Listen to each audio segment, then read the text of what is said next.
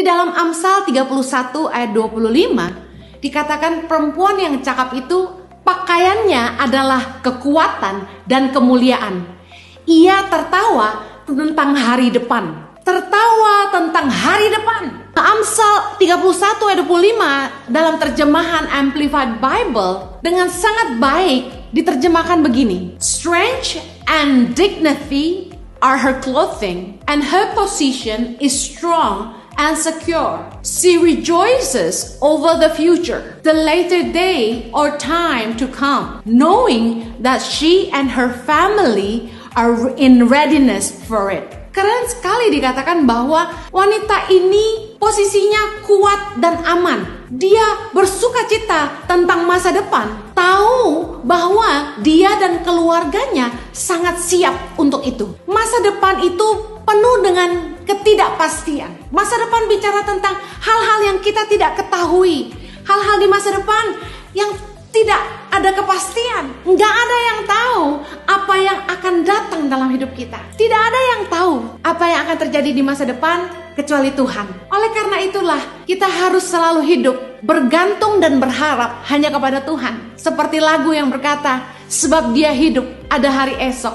Kalau Yesus tidak bangkit dan hidup, kita juga tidak punya harapan buat masa depan kita. Ada sebuah kisah di dalam Alkitab yang menceritakan tentang 5 gadis yang bijaksana dan 5 gadis yang bodoh. Di dalam Matius 25 ayat yang pertama dikatakan begini. Pada waktu itu, hal kerajaan sorga seumpama 10 gadis yang mengambil pelitanya dan pergi menyongsong mempelai laki-laki. 5 diantaranya bodoh dan 5 bijaksana. Gadis-gadis yang bodoh itu membawa pelitanya tetapi tidak membawa minyak. Ayat yang keempat, sedangkan gadis-gadis yang bijaksana itu membawa pelitanya dan juga minyak dalam buli-buli mereka. Mari perhatikan sampai di sini. Perbedaan di antara gadis-gadis yang bijaksana dan gadis-gadis yang bodoh adalah gadis-gadis yang bijaksana ini punya upaya lebih, extra effort.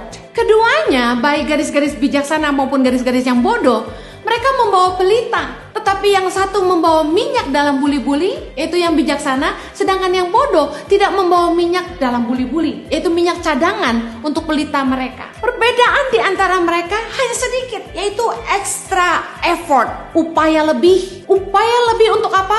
Upaya lebih untuk saat yang tidak terduga. Ready for the just in case. Kita dalam hidup ini harus selalu siap untuk menghadapi yang tidak terduga. Always be ready for the unexpected. Karena kita tidak tahu apa yang akan terjadi esok hari. Karena itu kita harus selalu punya persiapan. Di dalam anggaran keuangan, ada di akhir dari anggaran itu kita selalu buat anggaran tidak terduga. Cadangan untuk pengeluaran yang unexpected, tidak terduga. Dalam hidup ini banyak orang-orang yang tidak punya persiapan untuk hal-hal yang tidak terduga. Padahal sekali lagi, masa depan itu penuh dengan ketidakpastian. Kita harus selalu siap. Makanya kita selalu bilang, be ready for the worst. Siaplah untuk yang terburuk. Di masa sulit, orang tuh akan cenderung menyelamatkan dirinya masing-masing. Dalam Matius 25 ayat yang ke-8, gadis-gadis yang bodoh berkata kepada gadis-gadis yang bijaksana, berikanlah kami sedikit dari minyakmu itu, sebab pelita kami hampir padam.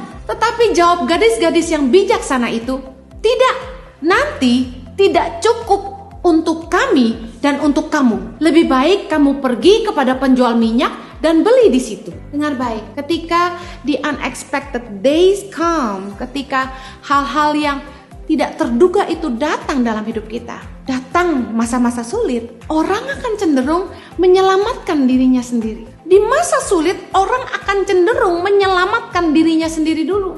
Oleh karena itu di dalam Matius 25 ayat 13, di dalam kisah gadis bijaksana dan gadis bodoh, di akhir dari perikopnya dikatakan begini, karena itu berjaga-jagalah, sebab kamu tidak tahu akan hari maupun akan saatnya. Kita harus selalu stay alert. Kita nggak tahu kapan akan datang saat itu. Always be ready for the unexpected days.